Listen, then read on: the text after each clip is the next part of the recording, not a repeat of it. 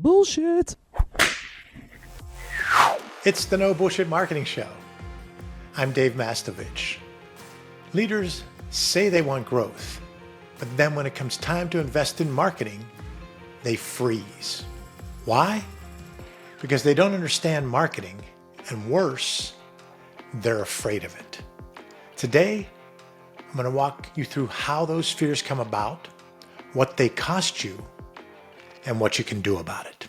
Leaders are wired for efficiency. Think about it. Leaders come up through the ranks a couple of ways. Operations. They started out working in operations, moved into a supervisor role, management role, leadership role, all the way to the top. They're now the CEO, or they're the founder who started out doing something well with one big customer, grew it to another one, started to achieve scale. They come up through operations. But leaders also come up through sales. And when they're in sales, they're able to look at how many prospects they have, how many leads they get, how many prospects they talk to, what their ratio is from inquiry to close and close to sale or whatever. They're able to look at their big board and see what the sales are for that week, month, quarter, year. So they are coming up through sales. So they've come up through operations, come up through sales. In both instances, they're able to quantitatively manage an efficiency function. They're able to see how efficient they're doing based on pretty specific metrics. Now, leaders also come up through finance. Maybe someone started out as a financial analyst after college. They moved into a controller role, then a CFO, and now they're in the top position. So not only have they been able to quantifiably look at what the people in accounts payable and accounts billable do specifically, and what the assistant controller and controller did specifically, but they're also able to look at what each of the operational departments did quantitatively. So leaders are naturally wired for efficiency. Now they move all the way to the top position and they get marketing under them. And marketing is an effectiveness function. And that makes marketing different. And when something's different, we're unfamiliar with it. And unfamiliarity leads to discomfort. And discomfort leads to fear. So leaders that came up in the traditional way, managing and leading efficiency functions, now have to manage and lead an effectiveness function, and it causes stress, discomfort, and fear. Now, what does it mean to manage an effectiveness function as opposed to an efficiency function? Am I saying, oh, marketing gets to do whatever they want to do? No, in fact, hell no.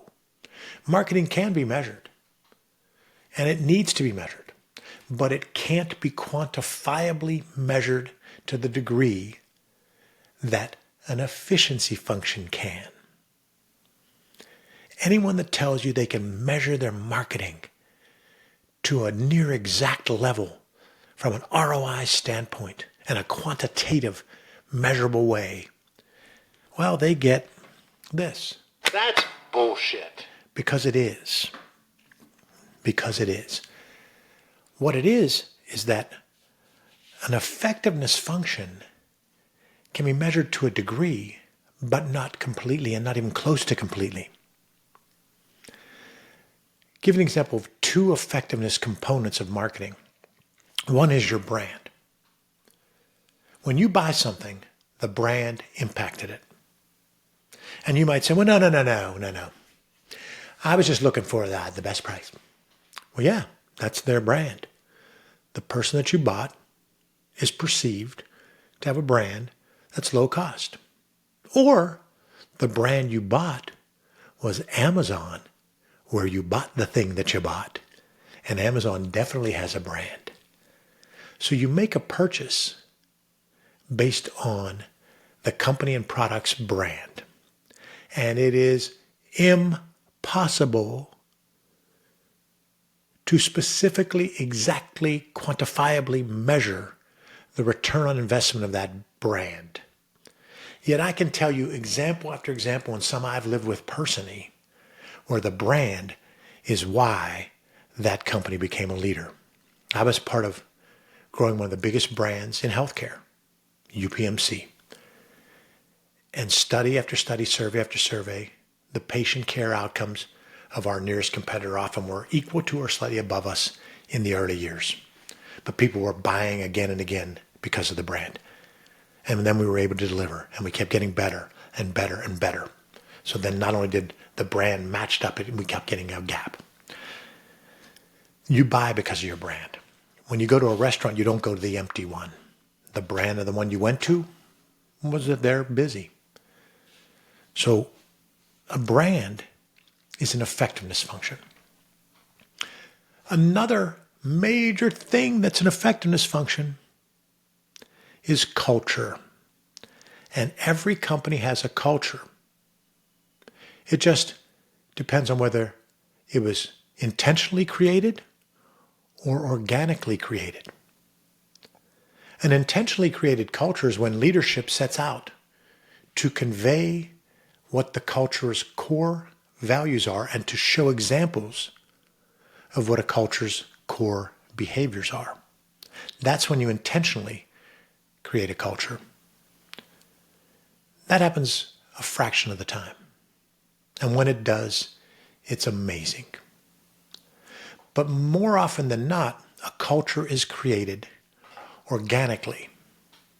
There is no intentionality or not enough discipline around the intentionality with your cultural storytelling that the culture comes about organically. But those two areas are where marketing has to be involved and is involved in driving the brand and the culture at the winners. I'm talking about the peak performers. I'm talking about the people you want to be. Absolutely the top 10% of companies, but most specifically the top 1% of companies. Marketing is driving the brand. It's driving demand. It's driving culture. It's an effectiveness function. The leaders in the world have mostly come up managing and leading efficiency functions. That leads to the fear because, again, marketing is different. It's unfamiliar. That leads to discomfort, which leads to fear.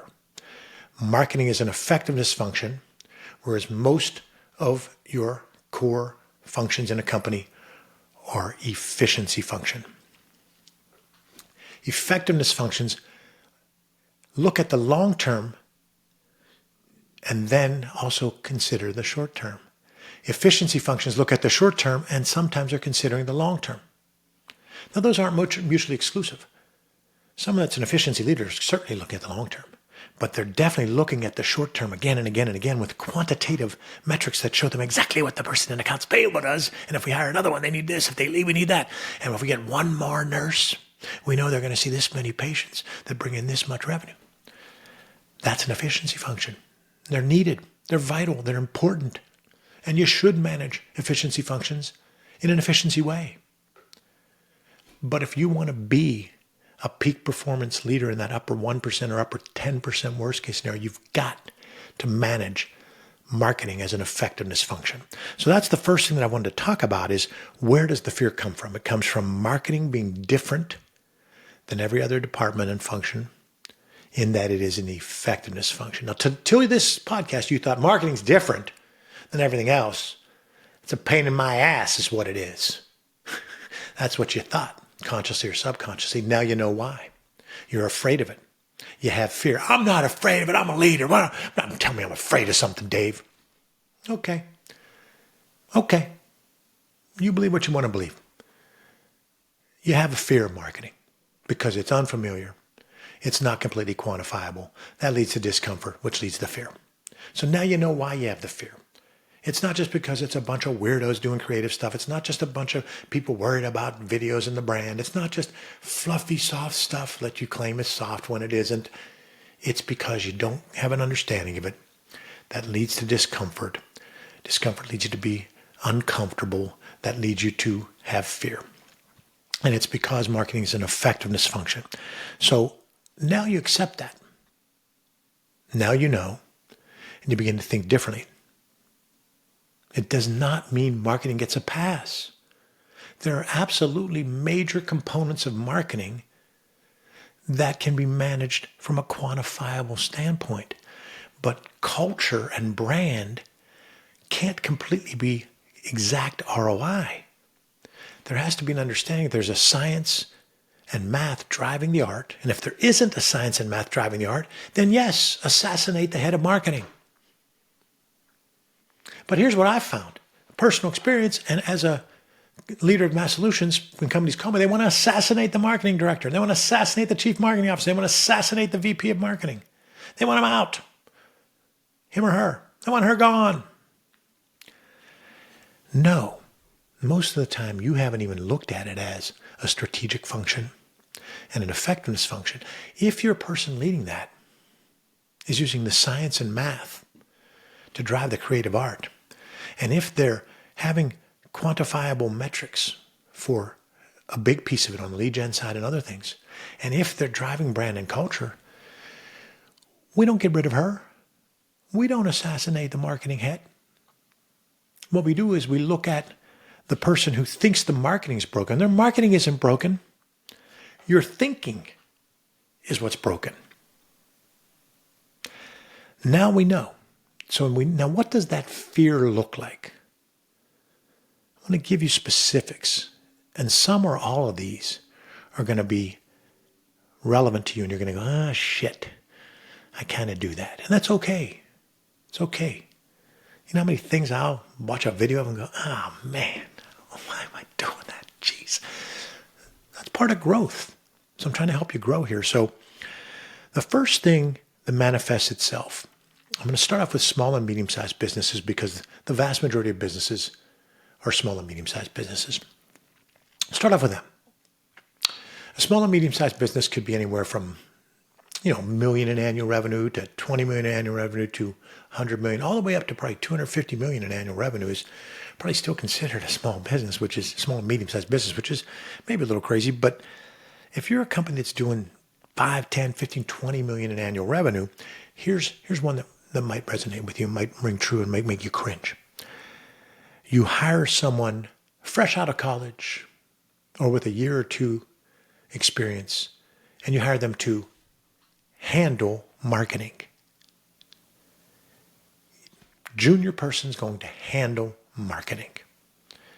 You, as the leader, don't have a full understanding of what all marketing is, and you're asking them to handle marketing, and you have them wearing all kinds of hats, and when they bring you something they think is marketing and say it's going to be an expense, it frustrates you. It's a big new investment, new expense. It costing me more money. I brought in the marketing girl. I still hear that. I brought in the marketing girl. And she told me I need to do X, Y, and Z. That's going to cost more money. You don't have a full understanding of marketing. Neither does the marketing girl, which you're a marketing expert, not a marketing girl, not a marketing guy. It is your marketing person. And they don't have their expertise if they are right out of college or 1 or 2 or 3 years of experience. They don't know the whole intent and what all marketing entails. Heck, I would argue there's people with 10, 20 years experience that don't, in leadership positions, that don't really have a full understanding of real marketing. So that's one example. The junior person is going to handle marketing and you're not even sure what marketing is. Second one is part of that. You think that marketing is creative stuff or making things look pretty. Whew. I've heard that so many times with the small and medium-sized businesses. Marketing's creative stuff and makes things look pretty. Now, let's take one that applies to big multi-billion-dollar companies, $500 million a year companies, $250 million a year companies, all the way down to small and medium-sized businesses. It's that you've got burnt by vendors who oversell and underdeliver, and you have the trauma of that. So you subconsciously are holding every new marketing person to that standard that you were burnt by someone who oversold and underdelivered, and you called him a marketing vendor. So there's a two-part problem here. If you're looking at someone as a marketing vendor, you're going to get a marketing vendor. You're going to get a commodity. If you look at someone as a marketing partner, you're going to get a partner who is going to be collaborative with you and be somewhat strategic and execution oriented and budget oriented and goal oriented. So the first part of this is you call them a marketing vendor, and if that's the way you want to look at it, great. But just know you're not allowed to say that the marketing vendor wasn't collaborative or strategic. You're allowed to do whatever you want. I'm just saying in my world, you're going to get the bullshit button. But you got burnt by vendors who oversimplified and underdelivered. And here's why they oversimplified and underdelivered. Most people in marketing are in a specific little small segment of marketing. I handle Google ads. I handle pay-per-click ads. Well, that person sees marketing as pay-per-click ads as the most important part of marketing. And they might even think it's most of marketing. And so they're going to oversell and underdeliver. I'm an SEO expert. You're going to oversell and underdeliver. I do video. You're going to oversell and underdeliver. I'll post your stuff to social media. You're going to end up overselling and underdeliver. I can do email drips. You're going to oversell and underdeliver because you're talking about tactics and you're not talking about integration of tactics. You're talking about a vendor, not a partner. You're not talking about strategy. You're not talking about the science and math driving the creative art. So someone that's really pay-per-click oriented isn't super creative on the messaging side. Someone that's super creative often isn't using science and math. So now you've been burnt by someone overselling and underdelivering, and it's in the back of your mind. So anyone you're dealing with in marketing, you want them to prove to you what they're going to do and how they're going to do it with specificity. So you're holding these people to the horrors of the past. And if you haven't learned from that to get someone better, then you're going to repeat that. But if you got someone better, you're going to scare them off because you're going to micromanage them. And that's the other piece of it. You end up micromanaging based on your own instincts rather than the reality. So that's a separate one. Give you an example. A leader says to me, I don't think our pay-per-click is working anymore. I'd like you to look at it and tell me. Okay. Tell me why you don't think it's working. Well, it's just a gut feel that I have. Oh, just you? No. Our sales team too. Oh, sales doesn't think they're getting the leads. You don't hear that a lot. Because you know what? A salesperson isn't going to go, hey, you know what? I suck. I can't close shit because I'm filling out my bracket for March Madness. No, they're going to blame the leads. No, they're quality salespeople that legitimately can say these leads suck. But then there are marginal salespeople that it might be the leads, it might not be. So now you got some salespeople and the boss saying they don't think it's working as well. We pull out, dig in, my team digs in, we look at some dashboards, look at some KPIs, and come back and say, look, it appears you're actually doing a little better this year than last year, and last year we're doing better than the year before. Here's are these the real number of leads? What happened to these leads? What was the result? Ooh. That's the part that kind of cracks me up. Wow.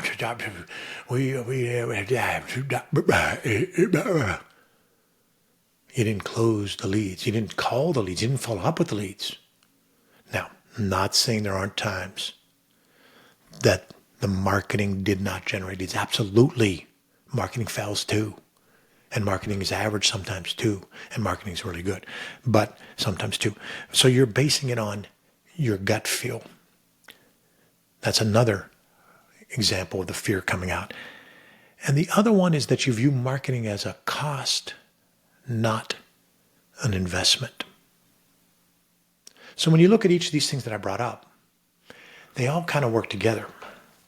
If you view marketing as a cost, not an investment, if you view marketing vendors as vendors instead of partners, if you think marketing is about creative stuff and making it look pretty, or if you think that someone fresh out of college can handle marketing, and if you feel that your instincts are enough to say something's working or not working instead of the expertise and experience and the metrics and KPIs. Those are all examples of the fear coming through on your marketing. And the fear of marketing is impacting it. So I want to break it down and give you a real world example. And I want to give some background on this. I'm going to tell you a real story. I have the email in front of me. So when I look down here a little bit, it's going to be from time to time to make sure I get my email correct. And I want to walk through a success that happened, but it conveys all the things I've talked about so far in this episode. So it's a client, it's somewhere in the $15 to $20 million annual revenue range. So with that, you can surmise that if they're doing awful from a marketing standpoint, they're spending 2% of their revenue on marketing. If they're kind of almost getting close to where it's not bad, they're spending 3.5%. But if they're where they need to be, probably around 4% on marketing. So you can figure out what all they're doing. So now what this company's doing is they come back and they say, they hired a new marketing person. And they said, we've got this person. This is one of the multiple times this has happened where a client will approach me, a prospect will become a client, and they'll say, we hired a new person to handle marketing. That's why I said that example. We've hired a new person to handle marketing. Oh, who'd you hire? Well, she's right out of college. Oh, he has 2 years experience. Oh, he's done some pay-per-click. Oh, he was a assistant account super executive, whatever, account supervisor, blah, blah. Okay. So this one was they hired a person right out of college. Actual phrase, to handle marketing. And they asked us to come in. We started analyzing it. And we looked and saw things they were already doing and some things they weren't doing. And I broke down what was missing, where they have serious gaps of not doing something, and where they're doing some things but not doing it to a level that they need to, and where they're thinking of changing things by having the junior person handle marketing in areas that probably aren't wise. So I broke it down and whiteboarded it and then sent it in this email. And I start off by saying, part of your problem is that you don't have a marketing strategy component. Then they said what so many people have said throughout my career, hundreds, maybe thousands. And it is not just small and medium-sized businesses, leaders. It's actually 500 million in revenue to $1 billion to multi-billion dollar companies where the VP of marketing, chief marketing officer, whatever, have said this. I know the marketing strategy. We got the marketing strategy down. The CEO and I know the marketing strategy. Or if they're small, medium-sized business, the CEO says, I know the marketing strategy. Okay, here's the reality. Do people know marketing strategy that are in those roles? Yes. The CEO and founder of a small and medium-sized business has some idea of what the marketing strategy could be. The VP of marketing and chief marketing officer absolutely has experience with marketing strategy. And if you want to use your own marketing strategy in those two instances, you can survive, maybe, and sometimes you even thrive for a short period of time. But here's what I know. Over time, the growth-minded and the companies that are growing in your space, the people in the upper 10% of the market and the upper 1%, what they understand is that marketing strategy is something they need to rely on experience and expertise outside of their internal team. They realize that, yes, they're part of the marketing strategy, and so is their leadership team. But yes, both they and their leadership team have some biases from being around the company so much. So that's clear and happens in any company that I've ever observed. The internal team and the internal marketing leader have an understanding of some marketing strategy, but they have gaps and blind spots because of their situation. The second thing is their 6 right fit target audiences aren't going to tell them what they'll tell outside people. In your 6 right fit target audiences, your 6 right fit markets, target markets, are not only prospective customers, which most people focus on with sales and marketing when they call it sales and marketing, but also current customers, current employees, potential employees, current referral sources, and potential referral sources or centers of influence that can connect you with customers. Those 6 right fit target markets need to be talked to, need to be questions asked of, and need to shut up and listen, gather that information, and then here's the kicker. Have the ability, the experience and expertise to glean insights from what you heard or saw. That is irrefutably something that an internal team cannot do to the level of external experts. So marketing strategy is something that's not where it needs to be for the vast majority of companies.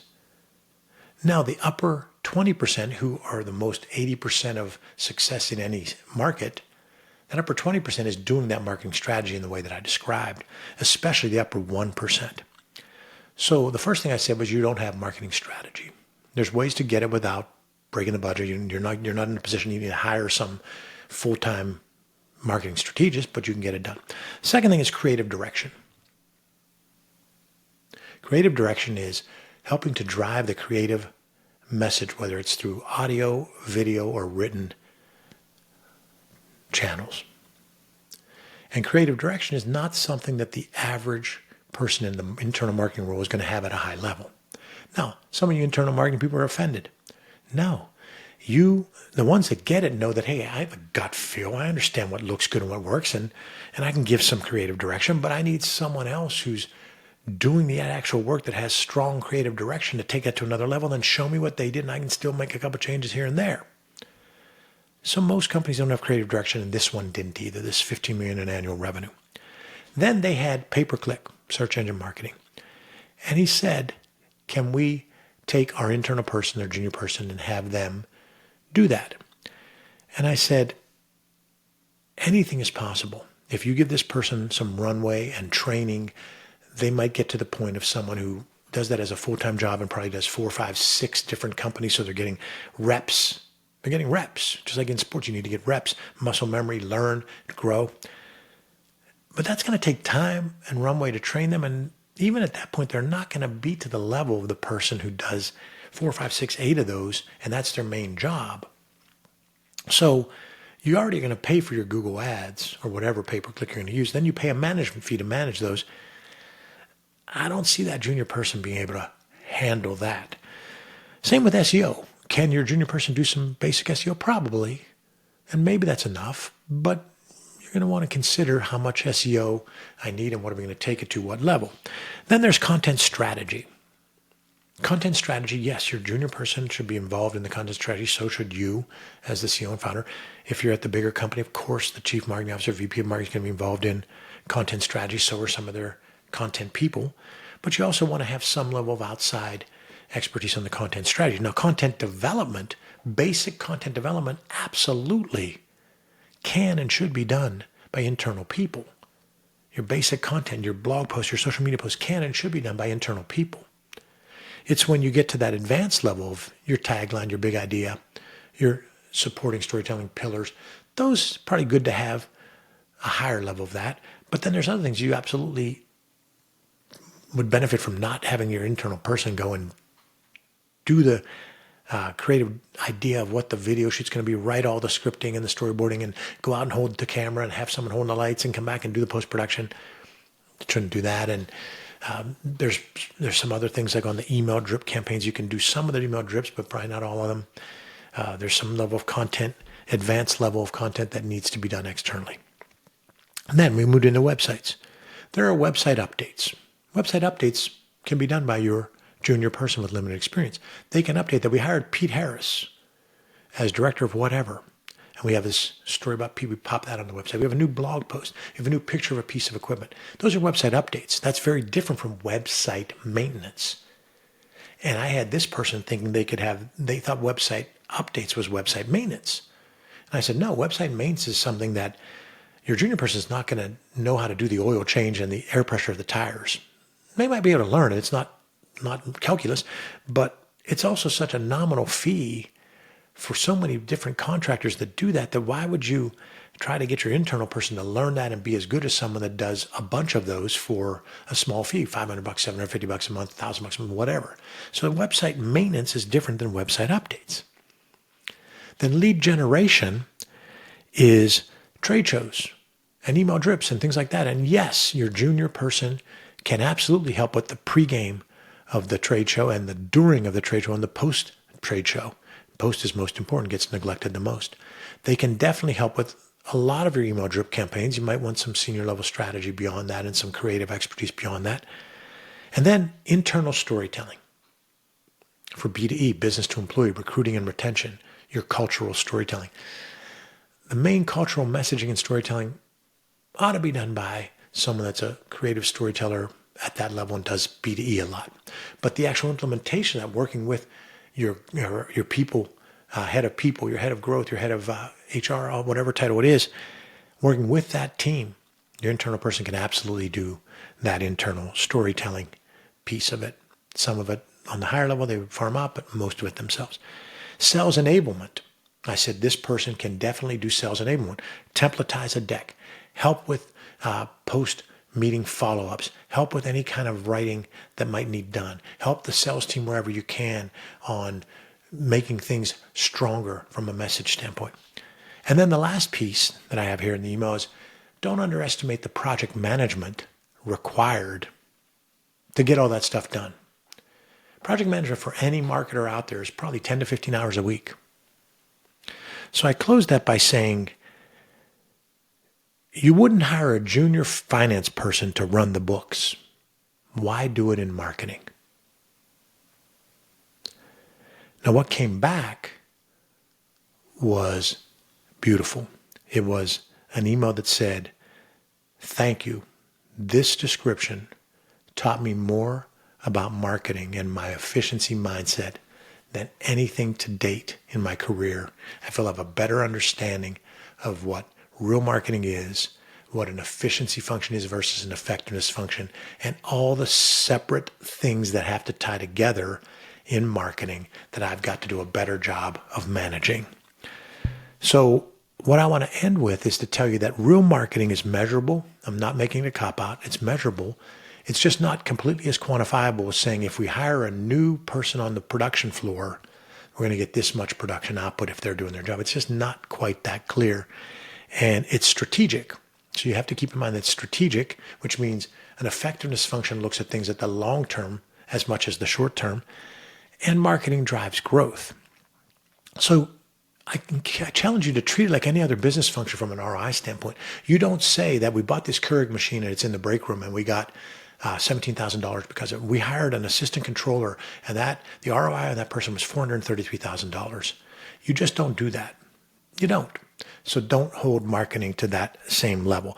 And then build a mix of internal and external team members so that you can drive this complexity of marketing that you have with both internal and external team members to get you what you need and to get you those insights you need and the activation and execution and results that you need. Stop thinking that marketing is soft because it isn't. The science and math can drive the marketing.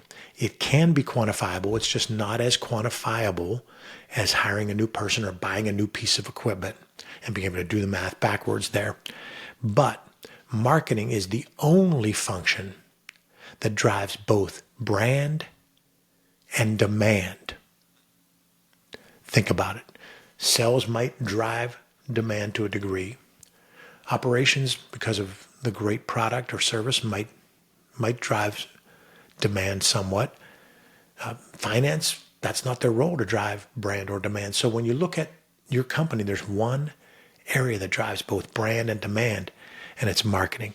So what my call to action for you is is to change the way you think about it. When you think your marketing is broken, it isn't. It's usually your thinking.